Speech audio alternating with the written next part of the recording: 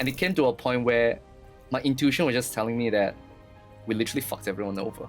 Our guest today, Ray Pang, by 28 had built a 7-figure business ecosystem, helped generate over $40 million in revenue, and launched youth initiatives across 3 continents, impacting over 20,000 children. But behind the headlines was a man spiraling, having lost $2 million in client funds, sabotaged his closest relationship, and was chasing success to prove he was enough. This is a story of how the truth will set you free, and how, in Ray's case at least, soul-level surrender became the bridge between ambition and truly meaningful impact. I felt as though I was never a good enough man. So I lied about my sexual past, I lied about like my achievements, I lied about my, like even when I was making 220 grand a month, never felt enough, I was lying about how much more I was making. And she said this, she said, "Your truth will set us both free." Wow. So Ray, thank you for being here. I want to open with the big question that's been on my mind actually since last night. I was dreaming upon it. Is you lost $2 million USD of client funds through a fraudulent Forex scheme, and then not long later went through a relationship breakup. Incredibly painful, I can only imagine. What was it through this experience that you discovered about you and who it is that you were at that stage of your life? Yeah, that was so interesting because when I first started my company, a lot of it came from this freshness of a reality that could be. And I began to really experience material wealth on such a deep level, cash flow coming in, money to spend. And I've never really felt that way before in my life. And having that depth of power created a very unconscious form of addiction, whereby I now had this amount of material wealth to continue perpetuating this need to be needed by others, this need to prove to the world that, hey, I'm no longer that high school failure that my parents and everyone else saw in me. And because of that form of achievement and success, I ran with it and I ran with it and I ran with it. And yes, a lot of what I created was also from the heart. It's this very interesting paradoxical experience of it's coming from truth and also distortion at the same time. And that distortion was really creating this perpetuating figure of needing more and wanting more no matter what. And the number and the money that I was making became an indication of how valuable I was to society, how valuable I was to the world, that my existence is now validated.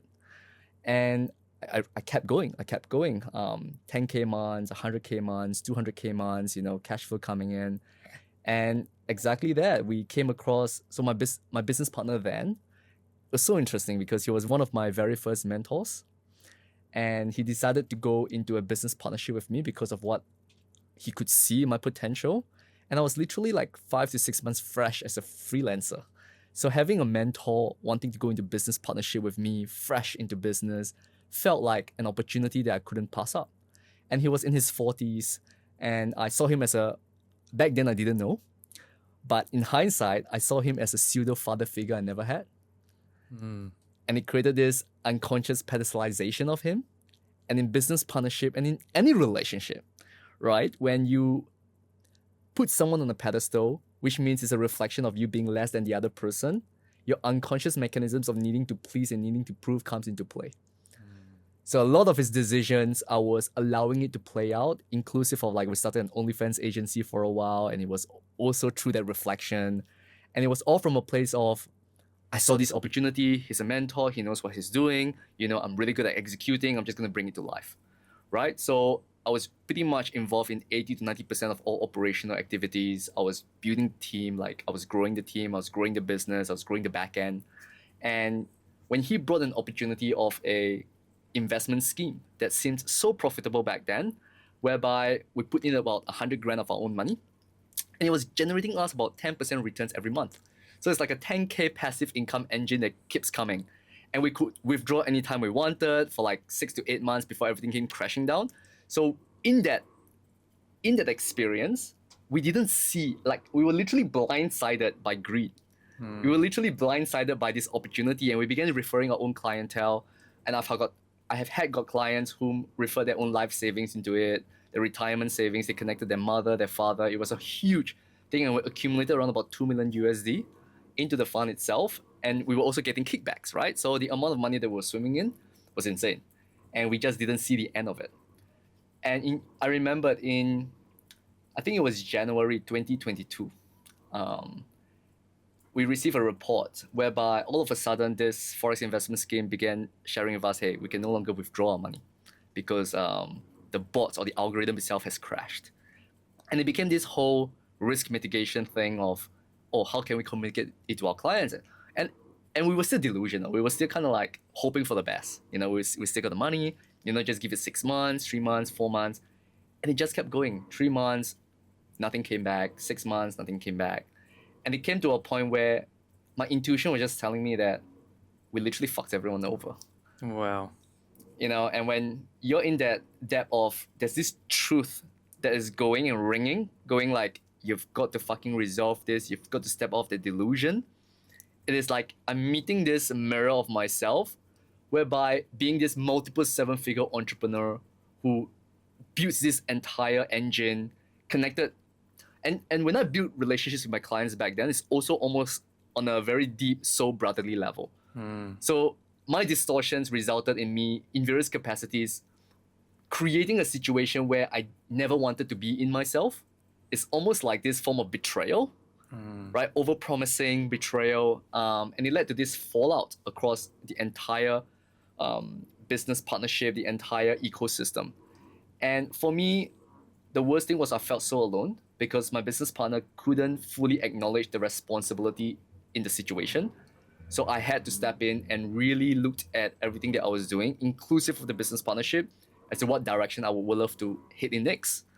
And I decided to, and of course, through a couple of like feedbacks from some of my brothers who still have faith in my heart, I began to really express the reality of the situation to everyone. And coming from that pedestal of like, I'm the king of the Gold Coast, I'm the king of, like we were running massive events, we were known across the Gold Coast, to like, we lost everything.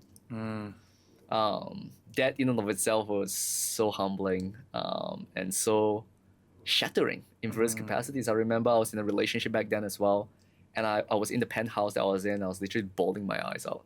Wow. And I was bawling my eyes out. These moments, they really provide a mirror into the soul of who it is that you've been, where it is that you've come from, and who it is that you are now there at the core of it, right? Yeah. There's a few things that, there's a lot of things that you touched on and mentioned. What really stood out to me was where you shared how a lot of what you're creating was a sense of validation of maybe, and you didn't say this, so correct me if I'm wrong, but almost like a validation of your worth and how it is that you're showing up. And I do like that whole, at least in business, how money and revenue is a placeholder for value.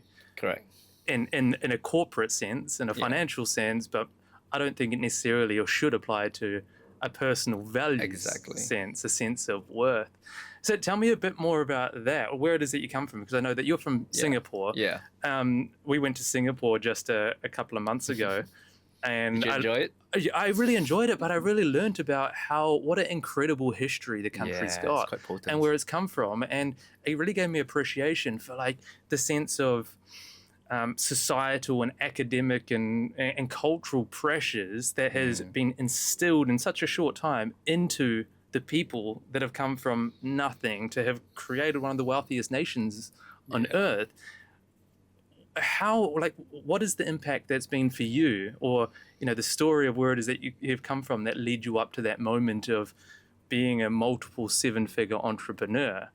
And to create the success, because I really want to acknowledge that it's massive. It's more than what most people are doing.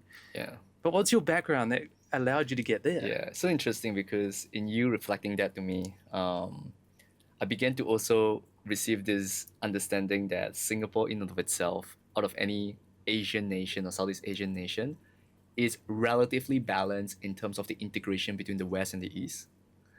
And it culminates in a very interesting culture, but also steeped in very traditional Asian values, meritocratic society, right? Where your academic grades is literally the indication of, again, self-worth. Right? So for me, I was blessed that my parents were very hardworking in that sense. Like my dad one of the most hardworking men I've ever known. Full respect to him. But when I was a child, they were always working. So a lot of the mechanisms that I took on as an attachment style was almost this anxious avoidant, like disorganized attachment style, because I never ever felt as though I was needed by them. And emotions weren't really something that was talked about or fully expressed through my family. You know, it was pretty much like shut down, which brings me to a memory that I had where they were watching me speak for the first time in front of like 50, 60 people. And I remember when I was on stage, allowing myself to feel into my heart and my emotions for the first time, Wow. about to cry. I remember my dad at the back of the room went, "Don't cry." Wow. So, like, coming back to my childhood in Singapore, it's a very masculine oriented like society where external validation and external worth is a reflection of your internal worth. So I studied very hard, really received my parents' model of reality, became a really good student from the age of like primary school all the way to the age of 10. I was always like the top student in class or top three until I dropped out of the best class. And everything shifted because all of a sudden I felt this guilt. All of a sudden I felt this like lack of worthiness because of my parents' energetic frequency of like, oh, my son is no longer the top student, right? And I began to go like, fuck, like what if my worth, if I'm no longer worthy because of this externality, like it created this unconscious anger mechanism within me. And for those of you who know astrology, I'm a triple fire. So Sun in Aries, Moon in Saggy, like Leo rising, triple fire. And I always had this like deep anger. I remember when I was 3, and this is almost aspects that I can't explain on a human experience level. It's almost as though destiny gave me this specific vessel or this character trait in order to achieve the success that I've achieved. And I remember when I was 3, the anger was so deep that whenever my sister would take something away from me, I would physically like hurt her. That was how angry I was as a kid. And I couldn't make sense of it because nobody could support me in a whole space for my anger. And I couldn't process my own anger. I was like, I just have no idea who I am, right? And I remembered back then, as everything fell away, I was no longer the best student. I began to go like, if that model of reality no longer serves me, what do I want to create in my life? And I just went into play. And I remember when I was 11, I started this whole black market of trading cards, where I was getting like cards and I was selling cards like in school, and I was making like what $50 a day as a 11-year-old kid. That's awesome. Wow. I was like banking, but it originated from me looking at everyone playing and me not having the money to play, and this distorted perception of reality resulted in me choosing to steal from my parents. So I remember this. They were like sleeping in bed. I would creep into their bedroom. I would take like a couple of notes. And interestingly, I had this like capacity to go, I shouldn't take more than what they would be able to be aware of. So I always ensured that they had like 10 or 15, like $50 notes so that I could take one and they wouldn't know, right? And if there was not enough to like mitigate the risk, I would not steal. And that was how I started accumulating all of that until and this is the thing with the universe, right? As long as it's done out of distortions and a lack of integrity, it will come crashing down sooner or later. So the entire enterprise, this little black market, was shut down by someone ratting me out to the discipline mistress, and I was fucked. And my parents got to know everything. They got to know that I was stealing. I was fucked, right? So it came into this like whole journey of not understanding where I belong in society. My parents sent me to therapy, didn't work. I ended up, it was so interesting. It's so interesting because I remember I was like 13 or 14. I think 15, I can't remember, 15 or 16. And I remember going to the therapist, and my primal nature as a boy just found this therapist relatively attractive. And I just ended up flirting with her as a 13, 14, 15-year-old boy, right? And it didn't give me what I needed because she couldn't see past the mask I was projecting onto others because of how strong my energetic frequency was. And the entire journey of my childhood has been that. Not understanding who I was, not understanding what my role in society has been, and being projected upon that I was never going to be good enough, like all of that. So I rejected the entire education system, which resulted in me not, really being able to get into any local universities in Singapore. And when you are in that society and you can't get into any local universities in Singapore, your future is pretty bleak unless otherwise you enter into a different path, right? So that was my journey in the Singapore culture. And it took me a while to really reclaim my relationship with Singapore, begin to reclaim my relationship with my childhood, to understand why I've come from that environment and how it has served me to become the person I am today. Ironically, going back to the education system and reforming the curriculums. So, Wow, what a wonderful circular event. How you come back. It reminds me of something I just recently connected with when I was standing on the Give It All stage, seeing like 150 speakers come across our stage, and the ones that seem to be living with the most intention, purpose, meaning, creating value in a way that and serve in a way that is a reflection of who it is that they were and where they come from. Something that was either deprived of, neglected within them, something that they either regret or didn't allow themselves to experience or weren't able to experience growing up. They've gone through this healing journey. And now they're able to create, not just create that experience for themselves now because they've craved it their entire lives and still continuing to, I think, but also then being able to get that gratitude from others that come back and go, wow, you've changed my life. Thank you so much. And it gives that sense of meaning. I think 100%. It's such a beautiful, wonderful mechanism, I think, in the universe. It seems to be like a fundamental truth. I don't know yet, but it's something that seems to, I observe to continue to be true. If you're finding value in this story, I'd love to invite you to hit the subscribe button below. You'll be the first to receive content just like this, honest, relevant, and here to support you on your journey. With every like and every follow, together we're succeeding in our mission and reconnecting the world with what matters most. And that is, of course, each other. Thank you so much.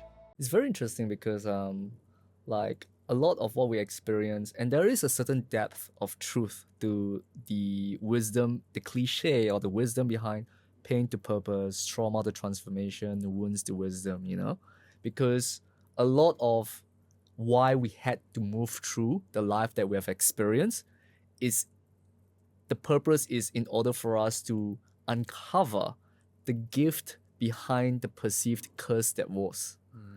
Right? And it's almost this very interesting paradoxical experience that we are all living, whereby as long as we choose to embody our creator being and look at how we have been co-creating and been responsible throughout our entire lives, then only then can we see the little threads within that of where the gift and the empowerment can be. Because at the end of the day, what we are sharing into the world is an expression of two things. Number one, our soul's internal desire to experience ourselves as a creator being in this given lifetime. And number two, to heal the inner child that was. Right? Everything that we're externalizing, you know. So it's such a interesting mirror when we can look at all of the things in our life where we have been out of balance, where we've been in pain, in fear, in anger, in guilt, in shame. There is such a beautiful value and a gift that comes on the other side of the coin when you really look at it and go, how have I made choices that resulted in that situation that created the emotional imprint? Yeah, that's what I've come to realize. It's such a huge realization. I think there's so much depth to it. I'd love to dive into that a little bit more in just a moment. There was something that you mentioned before. You said the model that you grew up in was the external validation, was the mirror for how you internally feel. Correct. Is it a model that works? It again, if it exists, it serves a purpose until it doesn't. So it works to a certain extent until you become aware that the external validation is eating you up more than it's serving you. So a lot of people are like some of the most common questions is, in order for us to experience peace, do we need to experience pain? Right? And most people, or like a lot of coaches who have yet to unify the internal state of being, will always go, you need to experience pain before you can experience this. You need to go through what you don't like. And yes, there's a depth of truth to it. And it is a model that allows people to spike from a energetic state of fear, guilt, shame, and anger to a state of courage. Because most individuals, until they recognize the pain of it all, they simply choose to perpetuate the addiction because it's so unconscious in the back of our mind, in the depths of our hearts before it's realized. But it's in the pain of the external mirrored in our internal that goes, fuck this. I don't ever want to be in this position ever again. And that energetic spike is what allows us to spike into courage, to recognize that there is something deeper, something greater, something beyond the reality that we've experienced. And it serves us to that extent, right? For most individuals, right? And once we are there, there is no longer a need for pain.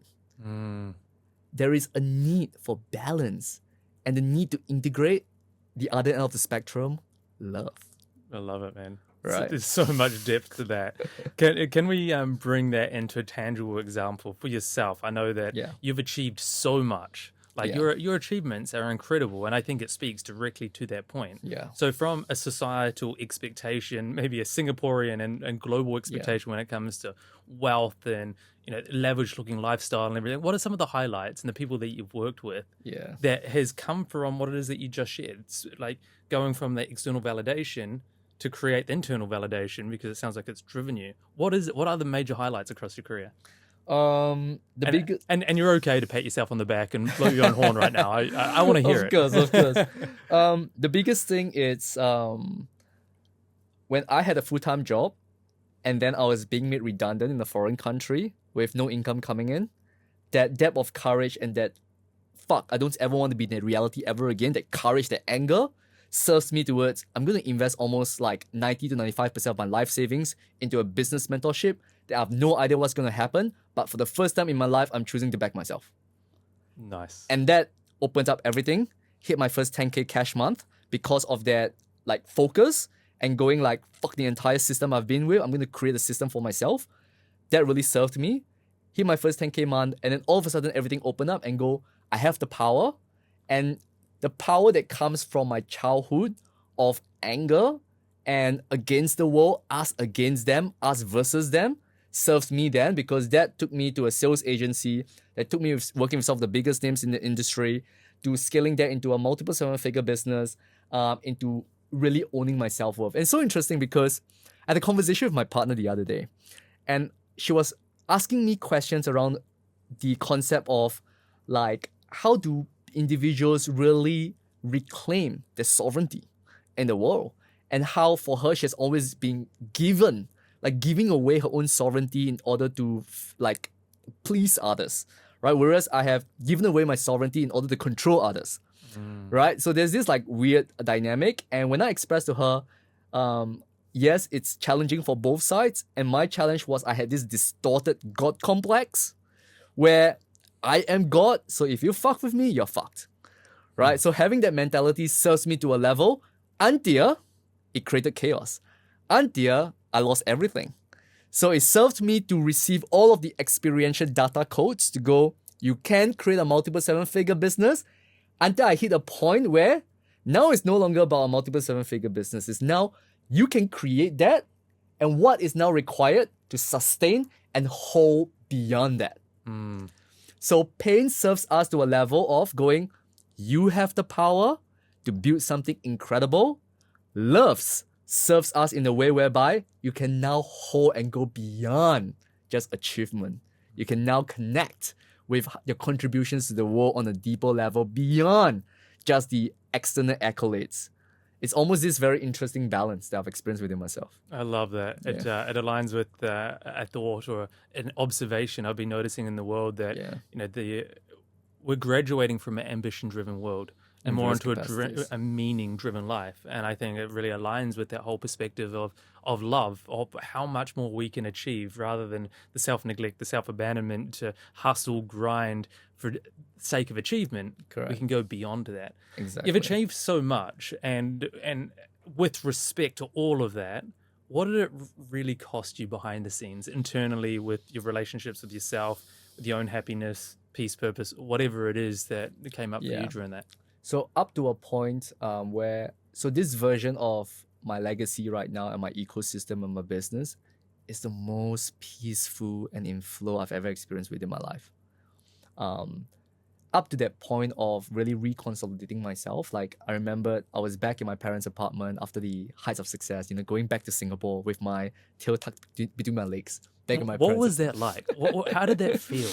Because that must be very humbling Yeah, it was and challenging. very humbling. It was very humbling because on the outside, people still saw me as this, business owner, and I was still trying my best to show up because I still had team members. And when you go from a 220K, 250K per month business to like making barely like 10K per month, in such a short amount of time, your fixed expenses don't disappear just like that.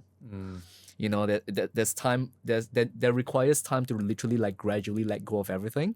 So I remember being back in my parents' apartment and I was like so stressed, and knowing that I'm choosing to be in my parents' apartment because it's the most affordable shit, before I really find my food. I was very internal. I shared less and less, and I was going through the breakup as well. So I was literally shedding everything. And I was in that zone of like looking at myself and going, instead of looking at everything else externally, because I knew from the depths of my heart that everything that I've created, even if it was fucking amazing, even if it was like this depth of like grandeur, there was a part of me that goes, but I'm not at peace. I'm not at peace. There is still this need to have something more, this need to chase something or this. And I really like looked at myself and I go, what if? And this was a question that really and I remember the question that led to the breakup as well, where she mirrored it because I was a pathological liar in my previous relationship, where I didn't feel good enough about myself, right? I always felt as though I was never a good enough man. So I lied about my sexual past. I lied about like my achievements. I lied about even when I was making 220 grand a month, never felt enough. I was lying about how much more I was making. Wow. Right? So I was so deep in it. The mask was so thick. And I remember we had so much conflicts after the business ended. I went to South Africa, her hometown. And I remember like this conflict that was transpiring, revolving around like my escape into pornography. And then I lied to her again about it. And I remember like we were having this conversation outside on the grass. And I looked at her and said, I have no idea what the fuck I'm doing. Like, tell me what to do. I'm like, I don't know, I remember these words she said to me that cracked open everything. And she said this, she said, your truth will set us both free. Wow. I saw all the lies I was telling her. I saw all the lies I've been telling myself. And in the shedding of that, like I sat her down and I shared every single lie I've told her, lie by lie by lie by lie by lie. And I looked at all the lies I've told myself about what it means to be successful, what it means to be a man. I've never done like plant medicine journeys. I've had conversations with people who have done it. The mirror is, I felt as though what I went through then was like a plant medicine journey. Like I was looking her in the eye, shedding all of that. I just felt this huge energetic weight just lift off my shoulders. Just went vroom. And for the first time, I saw everything. I was like, I just get to embody my truth. I've never experienced a life where I expressed unconditional truth in every moment and every choice. There have always been a mask. There's always been something that I layered on that isn't to its degree unconditionally true. And I was like, what if I start living life, expressing truth in every moment and every choice, no matter how challenging it is? How would life be different? And that was what really shifted everything for me. Because I went, cool. I'll sit with all of the emotions, I'll sit with everything, and I'll go, in those moments where I want to lie, pause, get still. Where is it coming from? Choose truth instead. And in that practice, I remember these beautiful quotes from Robin Sharma. And he said this, all exceptionalists, amazing individuals, they begin as ordinary humans, but through relentless practice and constant drilling of their skill sets, they begin to appear as superhumans to the culture around them. Legendary performers practice being spectacular for so long that they no longer remember how to behave in non-spectacular ways. Love Robin Sharma. Amazing, right? What a quote. What a quote. And I was like, if I practice this consistently, no matter how challenging it is, I will become an embodiment of truth and my life will finally be in truth, and therefore that gets to be peace. And it really shifted my entire... And of course, I'm not perfect. There have been moments in my journey where I lied. And I caught myself lying. It's literally like when you are embodied in the intention, the moment you lie, you feel the distortions, you feel the ickiness, you feel everything, right? And I continuously rebalance myself through it all. Every single day, I'm literally every single night when I meditate. So I have this ritual. The only ritual that I have in my life is 5 minutes before bed. I go through 4 key questions. What am I most grateful about today? What are the distortions that I've portrayed today that I want to rebalance? Self-integrity. Send myself love. How can I love my body more? Really send my body like love for everything that it holds. What is my potential? How can I send a prayer to my potential to realize it? And then surrender into the dreamscape. Right? That's the only ritual I do. And every day I look at my incongruence and inconsistencies. And it has been such a potent practice. And there's a reason why whatever we're doing with education, my company, the Global Freedom Initiative, it's the realization that until you choose to reclaim your truth, freedom can only come for all of us or none of us. If you're lying to someone, you're costing them your freedom and their freedom. If you're perpetuating your distortions, you're costing your freedom and their freedom. It's always a co-creation. It's always us together. So there has been a realization. It's a big realization, man. That's I think a lot of people have this concept, or they want the self-concept of radical honesty. Yeah. Or not even radical honesty, just honesty as a value. Right. Most people aren't living the value of honesty. It's like, it's a desire, they want it. Yeah. It reminds me of what an ex-girlfriend, I think I was about 24 at the time, upon our breakup, she reflected back to me and she said, Daniel, like, I know that you value honesty so much, or at least you say you value honesty so much, but you leave a lot out in terms of what it is that I don't share. I get it. She goes, not sharing is also lying. Is a form of dishonesty. Exactly. Lying, dishonesty, whatever it was. And like, after that, I chose to be single for like 7-8 years because I never knew how to have the relationship or attract and be able to hold the relationship that I knew that I wanted. And that was a big part of it, was the emotional or verbal manipulation in situations to get what it is that I want. Yeah. And so there I was saying, I claim honesty. But, now reflecting back on that, I think I truly, hand on heart, will say that, like,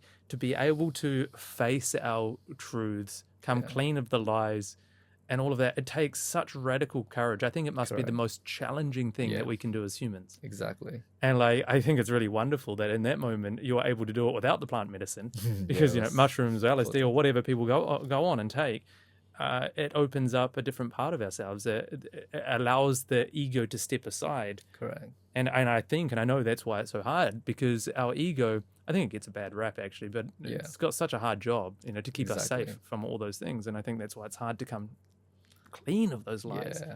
What was it about that moment that you were able to go from a perpetual, like, constant liar hiding from the truth to that one line that she shared, the truth will set us free, to like make that incredible jump to allow it to all come out? Yeah, it's insane because I remember in that situation, like, because up to that point, I was lost. I was so lost. And for the first time in my life, like, I was the most lost and confused. Having invested my blood, sweat, and tears to a multiple 7-figure business and thinking that that's my entire thing and losing it all really got me questioning what reality gets to be. Because now I'm literally at ground zero, in various capacities, externally at least. And I was so, like, lost, so chaotic. I was, even escaping into pornography. It's not something my usual energetic signature back then. Like, it was so dissonant. And I was literally having a deep desire for something, somehow, to show me the way. And until then, yes, I was spiritual. I was like claiming to be spiritual or whatever, but like I was not really like believing in the magic of the universe. Not believing in the magic of synchronicities and coincidences and everything that gets to be. I was still perpetuating a certain material like of I am God, right? And then I realized I'm not. I realized that I'm fucking not God, right? And in that moment, I remember when she said that to me, something just cracked. Something within me just cracked. Like, oh wow, like, I've always wanted freedom. And I created this wealth engine that personified freedom, but I wasn't free. So what is freedom really? And I remember she went to spend some time with her female friends, and I was alone in the cabin that we were in South Africa. And I went into the shower. And I turned on the water. I was allowing it to calm down, and I was like sitting with it all. And this message just kept coming. It just kept hitting me. Just kept hitting me. Say, you've got to share your entire truth without all the lies you've been sharing. You get to let it go. You get to share it free. And it was so synchronistic because the moment I walked out of the shower, I was like fully naked, right? Externally. She walked into the cabin. She walked into the front door. And this message came in.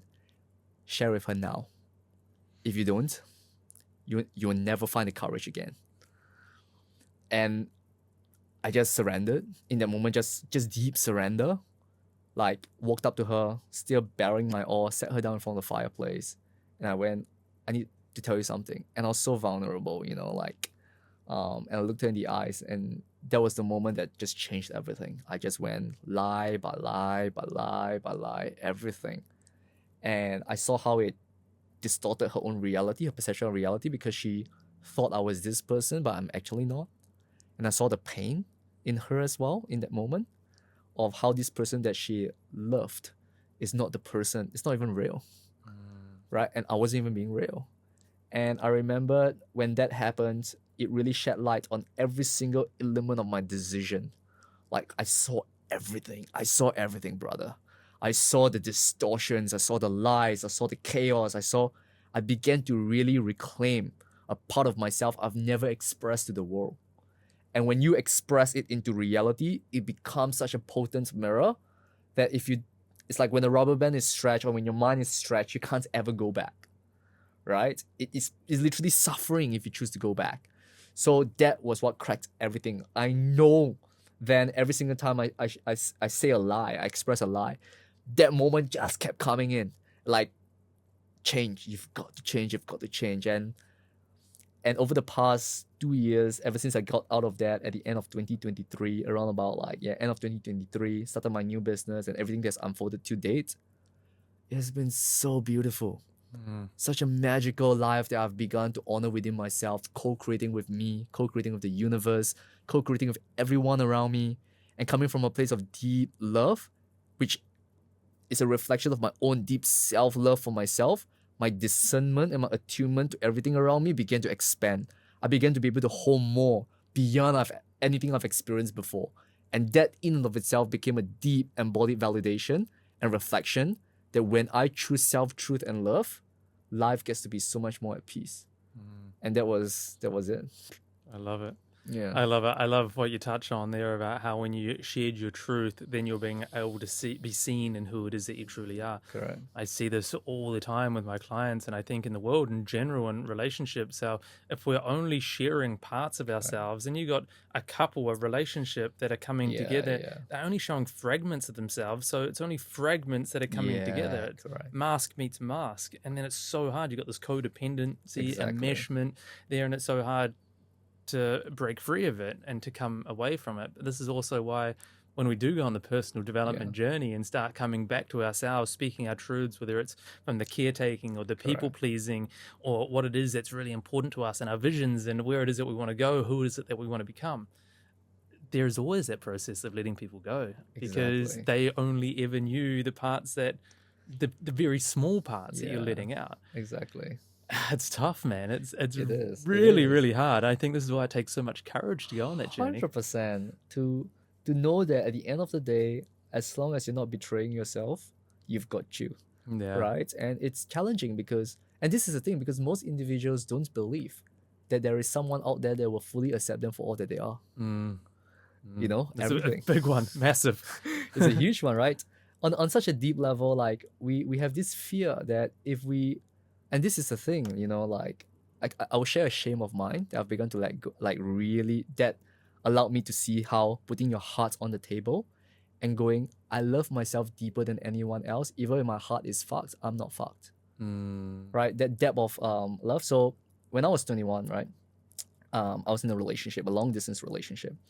And I'm not sure if I shared this on a podcast before. This might be the first one. Who knows? Oh, thank you. So I was in a long distance relationship, and I remember it was so challenging because it was the first time I felt love. And I remember, like in hindsight, when I lost everything, I invested in a facilitator that was very powerful in subconscious like reprogramming. And the only reason I worked with her is because she only works with people after calibrating them on an energetic level. as to whether they're of the light or of dissonance. And when we started working together, she literally like went back into my childhood of how the moment I was born, like your mother, which is almost the reflection, the material reflection of unconditional love in this world, my mother felt so unworthy the moment I was born. So the unconscious programming that I took on was, if I choose unconditional love, I'm unworthy. So in my first relationship, when I first felt love, like true love for the first time, I felt so unworthy of receiving this love that I sought to control it so it never runs away from me. So I had so much control mechanisms that resulted in such a deep dissonant level, adding upon the long distance relationship, and we are on our separate paths of me going into a new university in Australia and she's entering into a university in Singapore. This interesting inflection point. I sought to control everything, and that created so much chaos within me that again I escaped into. So what ended up happening was this: some girl messaged me on Facebook Messenger, and I entertained it because I was like, oh, I have this little escape mechanism to not look at my chaos and like have this dopamine hit that I'm missing in my life because of so much chaos that's going on. Trying to control this relationship is not working, so much conflicts. So I escaped into this like conversation, and we ended up going up on Skype, like having this amazing conversation. And I was literally like taking off everything and jerking off in front of the camera, in front of the Skype. And she turned out to be a scam. Oh no. It was all recorded. And the person threatened to send it to all of my Facebook friends. Right. And in that moment, I was literally in fear. And she was like, the person was asking for more money, like extortion, right? Like, if you don't give me this amount by this time, right, I'm gonna send it to all your friends. And he literally shared screen of like ready to be sent, right? And I just sat with myself because interestingly then, despite the fear, I had this thought of, if I give him money, it's never a guarantee that it's gonna stop, right? And I remember in that moment, a friend of mine messaged me on Messenger at the same time. It's almost this universal intervention of like, oh, there is this guy that's messaging me about, wanting to send a video of you, right, to me, and I was like, yeah, don't believe him, it's all of that. And he expressed, this same person also tried to do the same thing to me. And in that moment, I felt safety. I felt belonging. And I went, and I began to have the courage to go, fuck this guy.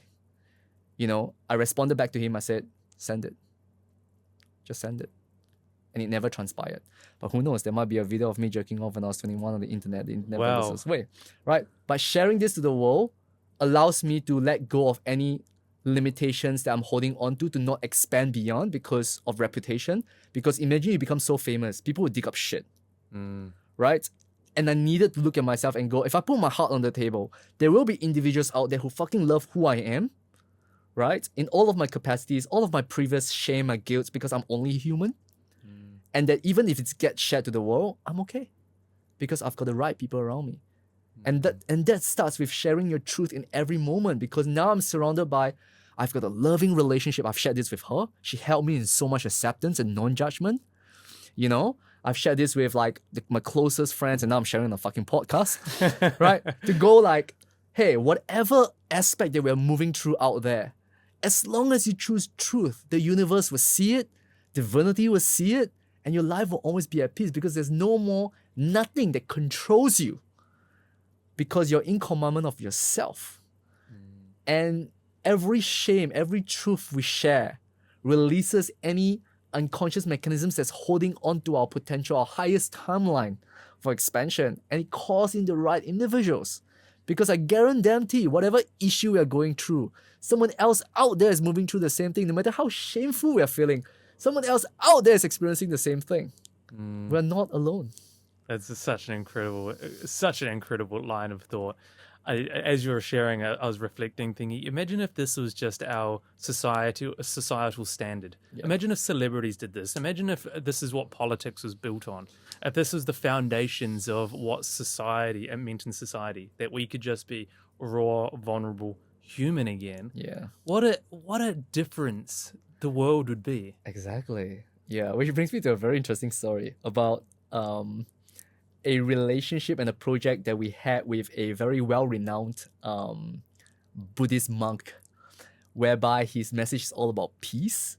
And when we began to facilitate a project with him and we wanted to unify everything, he couldn't let go of his need to be the man to bring this to life. Oh, yeah. So interesting, like coming back to what you said.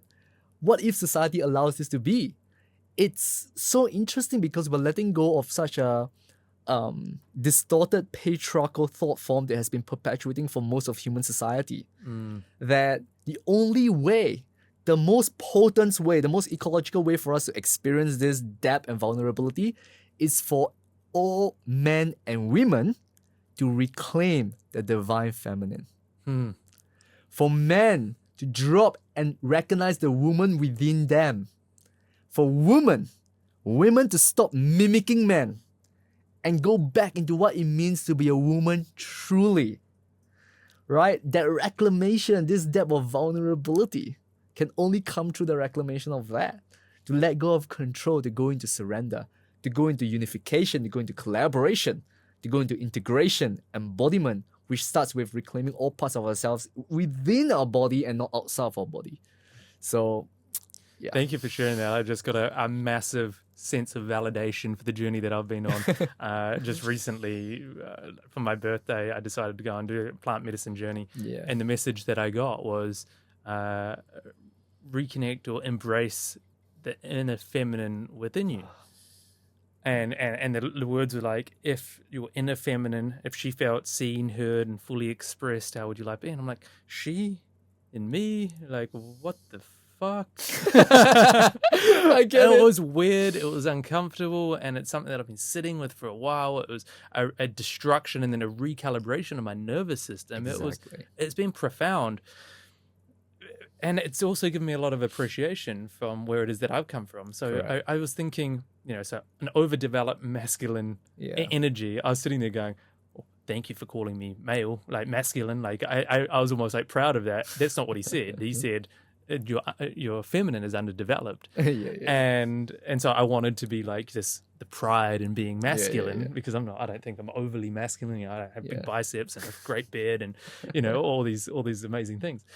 But I was reflecting on it as we were going through, and I was like, well, it makes sense that my feminine is underdeveloped because a single mother household, she would have had to step into the masculine role of the provider. Yeah, makes sense. And then at the same time, my father or lack of father figure at a young age would have meant that as a boy, I had to step into the male or the masculine male figure in the family, older brother and all of that. Yeah. And then between all of that, being a young boy and not being mothered enough in the feminine sense, it meant that I was rejecting the feminine for my entire life because that's what was modeled to me. And man, that was a big deal. It's huge to come back to that, and it was really challenging. So I just had to sit with it. It was like Louisa came back from my partner. She came back from Germany, and there I was doing yin yoga and doing a full moon letting go ceremony, and listened to doing some crystal stuff. And I don't know, I was just making it up as I went along, trying to embrace it. And she's like, "What the fuck did you do with Daniel?" She's like, "All right, do what you got to do. Not too long though." But it's been cool. What a transformation. So what you just shared, coming back, I'm like, okay, this is another point of I'm on the right path. Yeah. Because it's hard, man. Like sometimes I question, I'm like, is this really necessary? Exactly. It can be challenging, and the truth of the matter is, and that's why, like, shout out to Ryan, with the brotherhood we're facilitating. A lot of the part of the mission that we don't necessarily always share with people is creating a very potent brotherhood of men, like a circle of men that's connected to the feminine and balanced in the divine masculine, in order to also be the reflection of a education and empowerment platform that can also support single mothers. So like it's definitely challenging because there's no specific mirror out in the world, or no government system or no education system really that educates us on that, empowers us on that, of what it really means to be a true woman, what it really means to be a true feminine, and not just a feminine in form, but a feminine in content, in within ourselves, right? And we're all reclaiming that. That's why like there's such a huge rise of the wellness industry, a huge rise of the self-development industry, of like empowering people, of connecting people back to their hearts. It's a reclamation of the feminine. So and I remember sharing this for the first time on the brotherhood, in terms of like reclaiming the woman within. It's just blank faces. Seriously. Like just blank faces, because we've never really been reflected that. And it is the peace that comes after the chaos. It is the balance. And It's the magic of your intuition. If you're questioning the feminine, like look at your intuition. Your intuition is the feminine. Your intelligence is the masculine. Integrating your intelligence with your intuition becomes intuitive intelligence, which is the divine masculine, right? So every single time you see an imbalance in your life, even for myself, I always come back to my heart. Like, what life doesn't have to be this hard, right? What gets to be the most in flow? What gets to be the most joyous, innocent, fun? That's something that a lot of the world has forgotten. That's perpetuating all the chaos that we see right now. For someone that's listening to this message and is inspired by it, or even slightly curious to it, going, all right, you've hooked me in. How do I start this? What would you suggest? Yeah. The biggest thing in terms of starting first, it's ask yourself this: for what purpose? Like you're inspired, you're activated by this conversation, and you feel as though you want to explore this more. Look at the current state of your lifestyle and your being right now. Look at all of the reasons why this is important to you first. Because if you don't acknowledge that, no matter what journey you go on, it's just a perpetuation of an addiction that there is something new to discover. Right? It's not necessarily always deeply relevant to your current journey. So every single time I mentor people, every single time I share with people my life story has always been, what is it about this that's relevant to you? Right? Because we're all different expressions. Like how we live is all different. There is a perfect business model that works for you. There's a perfect lifestyle that works for you. But until you acknowledge that, you always try to compare and like copy paste someone else's lifestyle, copy paste someone else's business model. So look at that first. Like, why is it important to you? Identify that one area in your life that it's so present, right? Like literally, if I ask you this question, if you're listening right now, if I ask you this question, the first thing that comes up for you, right? Don't reject that. The first thing that comes up for you, what is the one area in your life that's out of balance and you want to resolve it right now? First thing. The first thing that comes up, that is the first domino. Look at that first, balance that out, and the universe will look at you and go, wow, you're choosing devotion. You're choosing commitment. You're choosing to look at the things that you have been rejecting for so long. You are starting to stop pretending not to know what you already know. Here's the next step. And then you go. Moment by moment, choice by choice, step by step. Because for some individuals, it can be a huge concept to even like receive. But I always share with people, just take it step by step. Every step you take with presence just communicates on the universal law of compensation, karmic level, that you're ready for deeper, more expansiveness, more this, every little step. So that's the first step. Yeah, I love that. Yeah. I love that you break it down in steps, and what you shared there is, in that split moment, because what I see, I'd probably suggest the same kind of insight, same advice. What I see a lot of people do is they want to take care of still what it is that they want rather than what it is that they need. Correct. And so like a lot of the work that I do, I'm like, okay, you say you want to be making more money in business or whatever. Well, let's take care of what it is that you need right now. And it might be a better relationship with self or with your partner, because nothing happens in isolation, right? Nothing. All of life is pulling on each other. And I see this in entrepreneurship all the time, is guys going out and hustling and grinding and making money in business, and maybe you experience this as well, but then end up neglecting the relationship that is going to be propping you up while you're out there going and taking on the world. Yeah. Having a great relationship must be one of the most inspiring, heartwarming, amazing experiences that I've had now, because I can go and be out on the offensive, and if something goes wrong in the world, I've got safety to come home to. And she goes, it's okay, I'll give you a hug, and it's going to be all right. We can show up again tomorrow. We're just here together. I think it's so beautiful. And so it's like the theme of this whole message is it starts within. And then also the second part that you said is taking it step by step. This is what I used to do, is go, I'd give them the first step and they're like, okay, Daniel, what do I do after that? And then I'll give them the next step. And I'd give them like 3 steps in, and then I'd come back to them, I don't know, 2 or 3 weeks later and say, how'd you go? And they're like, I didn't start. And then I started realizing, it's because they started thinking about what step 3 or 4 or 5 is and going, it's too much, I can't handle that. Exactly. But you get to earn the right of the next step by taking the first one first. 100%. Just focus on that. Yeah, and this is the thing with the universe, right? Like, there is such a deep uncertainty to everything that unravels. Like, who the fuck would have, like, how the fuck would I have known I'll be where I am today? Yeah. Right? Like, I wouldn't even be able to predict, if I give myself all the steps, right? But each step unravels something even beyond what you're envisioning in the first place, right? And this is the thing with manifestation, you know, the traditional way of manifesting is like you have a vision, you try to bring it down, but I always share with people like there is nothing to manifest. You have already manifested, and you are currently manifesting. Every vision that you receive right now is a reflection of your current state of being. So even if it's a future vision, it's a future now moment that you're manifesting through your now moment, right? It's not as though it's like this 10 years, like definitely this is going to occur. It's just something that's transpiring because literally from the moment you were born to where you are now, you're the best you have ever been. And it's creating a vision that comes from all of the experiential data codes. But it is not an indication of what will unravel in the next 10 years, right? So yes, it is given to us now to take the next step. It is not given to us now to take the 10th step, right? It is given to us now to take the short-term efforts, right? To express our devotion, and then the steps will begin to unravel itself, and the vision will expand, the vision will transmute, the vision will transform. So it's our ability to be so in devotion to the execution of that and in surrender to what is to come that allows us to really command life on such an integrated, unified level. Love it. Right, so that's the experience behind that. All we got is moments of now. Moments of now. Ever moments of now. In terms of the vision, I know that you're working on some amazing things. Yeah. The visions and where it is that you are right now and where it is that you're going. Can you tell us a little bit about some of the projects? You've kind of referenced a couple of them. I know they're incredible. Can you share what's really lighting up your soul at the moment? Yeah, it's all very much connected. And I remember when I was at the heights of my business success on the Gold Coast, Australia, when I was there, I literally expressed to some individuals because of the power that I felt that I would love to create an alternative United Nations of some sort, right? Something that actually allows for co-creation and collaboration on such a deep level. And as my journey began to unfold, that thought just began to fall away for a bit. And I remember last year, I was at the heights of my business journey and I was like speaking to like 500 business owners on stage. And after that, I just felt, I think I'm done with this. I just wanted to focus on what I truly want. And this message just kept coming in. You're ready for systemic change.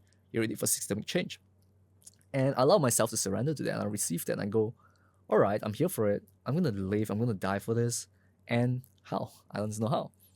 4 weeks later, I was on a cruise ship from Singapore to Phuket. A bunch of my military friends, we planned this trip in 2023. So last year was 2024, yeah. So we were in April, we were on the cruise ship, enjoying ourselves. I was chilling in the jacuzzi. I was just enjoying myself, enjoying my holiday. And then this 18-year-old Indian kid came into the jacuzzi. We started to have this conversation. It was like so synchronistic. I was like, la la la la la la. And I asked him, after you graduate, what's your purpose, in this life? And he looked at me and said, I want to change the education system. Wow. And I was like, interesting. Deeper conversations revealed that his family is on the board of directors of multiple schools in India. 3 Zoom meetings later, I'm flying to India to work with one of their private schools for the first time in my life. I had no idea what I was doing. I was just following my heart. And that opportunity unraveled into such a deep transformation of just myself, and one of my clients, Bradford facilitator, really shaping the culture in that school. In those 2 weeks, the school received such potent transformation that the local news channel interviewed them for the first time, right? One of our students became a published author, started their own podcast. Rural India, Raipur city, you might not even have heard of it, right? And then the work I was doing there, I began sharing it. I began sharing I really love what I'm doing. I'm here for it. Anyone who wants to collaborate, anyone who wants to have a conversation, I'm here for it.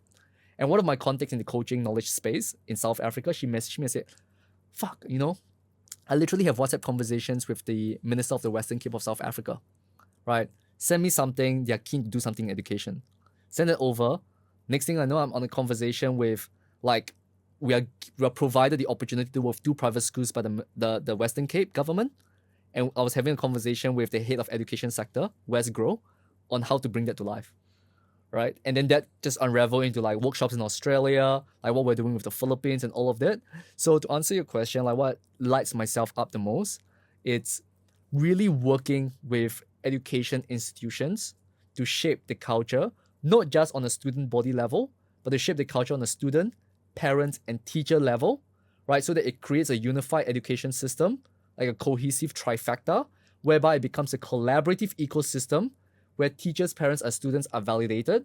There is no conflict, and we create such a deep empowerment of all three that literally it co-creates itself, right? So we're doing that, like, shout out to Didi, right, with Purdue Learning Center. We are supporting him to build the second school with our curriculums. We literally, so this is another thing. We're in the process of solidifying and also going public with a crypto fund. There's around about multiple 8 figures where we're going to leverage a part of it to invest into social impact initiatives, right? Building schools in the Philippines. I've got contacts there. So what lights me up the most? Revolutionizing the education system, introducing social emotional well-being, purpose-driven entrepreneurship of the heart, connect with the next generation and show them that there is an alternative way of living and doing business that starts with your heart and why you're even here in this first place as a human. Wow. Yeah. What a massive undertaking. I think that's incredibly exciting. One of the major things I always get from my clients, and they're like, Daniel, why aren't we taught this stuff in school? Exactly. That's one of the most common things I see over and over again from parents, people in their late 30s, 40s, 50s, and they're like, wow, this just like blows my mind. It opens my heart. It allows me to become a much better demonstration for my kids, for society, who it is that I'm being and becoming. Why aren't we taught this stuff in school? And I've always had a view on it going, well, because it's kind of the way it is. You know, I guess that's not my calling. I love these people like you that are going out and changing this. Yeah. What are you going to have to overcome to bring this to life? Because you're not just doing it in one spot. This is like a global challenge across different cultures and societies. Like, it blows my mind to even imagine how this is possible. Yeah. So that's why I always share with people, this is not just my vision. Like, I'm calling in collaborators, people who are connected to the lights of the vision and are aware of the shadows of this human self, right? In terms of collaborating and bring everything together, right? So the deepest challenges, I'd say, when it comes to a project like this, is how I lead myself when it comes to collaborative partnerships, how I lead my partners in terms of the cohesiveness of their values with the vision, and also what it truly means to, because every business project that I undertake now, my thinking is not just about the specific business project, it's about ecosystem management. It's going, when I bring in this project, how is this project first adding value to my life, and how is this project also adding value to my ecosystem? So that I'm not bringing in someone who is distorted or a project that's distorted that literally ripples out across the entire ecosystem. Is going, which are the schools that are in connection with the hearts? And usually it starts with the directors and the founders and who they are, connecting with those individuals who want change, really being present with them as to why they want change, how their human self is. And as with all investments, right, you're investing in founders, right? You're investing in the individual and how the leaders impact the organizations. It's game changing. Like, it's never just about like the vision itself or the mechanism or the business model itself. Is the individual that's leading that project. So the biggest thing will be working with grassroots leaders on the ground, and then how can each grassroots leaders on the ground collaborate with other grassroots leaders across nations? Because I truly believe that as long as every individual is connected to their hearts and we literally collaborate in unity, everyone is taken care of on a deep truth level. The universe has more than enough to give to everyone on a material level, and we will be able to unify the every single education system in the world into one. Wow. I have no idea what that journey is going to look like. I'm on that journey now, and it's transpiring on such a deep level, but that's my vision. A unified education system so that knowledge is accessible to anyone and everyone, and every kid, privileged or not on a external level, gets to be empowered. Because education is not about imprints. It's about bringing people back to themselves, and then they ripple out. So that's the undertaking. Wow, massive undertaking. I love it. I love your passion for it as well. Yeah. Anyone's listening to this and they're like, how is it that we could support, get involved? What is it that you're looking for, could be open to? Yeah, so we've got a couple of not-for-profit organizations that we have, that the funds that are received goes into building schools, into teacher salaries, into building the back-end systems to allow this to happen. So my Instagram, personal Instagram, feel free to reach out to me. Global Freedom Initiative on Instagram, feel free to reach out to that. I welcome all collaborators. I welcome all interests. And of course, anyone who wants to just be a part of the vision, share it in various capacities, I'm all for it. So we've got projects lined up in Bali, where we are building a learning center here in Bali and impacting and also improving upon our current learning center. I think, shout out to Didi, we've got 250 kids, right? So around about that investment in and of itself is about 88,000 euros. But I'm not just investing it in myself. I want to bring together like-minded individuals who also want to contribute, and each contribution will allow them an opportunity to also be a part of that vision. It's almost like a collaborative economy. And then we've got a couple of projects up in the Philippines that we're building schools there as well. So if you guys are interested, just feel free to reach out. We can have a conversation about it though. So good. I love your approach to it as well. Super open. Yeah. And bringing so much goodness to the world. I'll drop all the links in the show notes to get in touch. So just before we wrap up, I want to ask you one last question. This whole show podcast is called Reconnect You. Yeah. My vision is to demonstrate and highlight stories like yourself and other guests of coming from a space of, and I see it all the time, coming from a self-abandonment, self-neglect in the world, going and achieving, like what you've highlighted here, achieving success in the world that is helpful to an extent, but then the transition into more of a meaning, purposeful, fulfilled life to create real change is coming from this place of, well, self-care, self-love, taking care of self first, so then we can go out and take care of the world and the projects that we want to lead. On that note, is there anything else that you'd love to share, express that we haven't covered already that you'd love to add to here? Yeah, that self-love isn't the same as self-centeredness.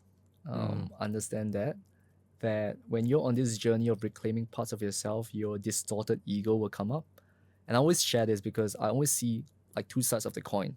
The distorted ego, which has been conditioned into a need to be safe, a need to be protected, a need to be a certain way, and your true ego.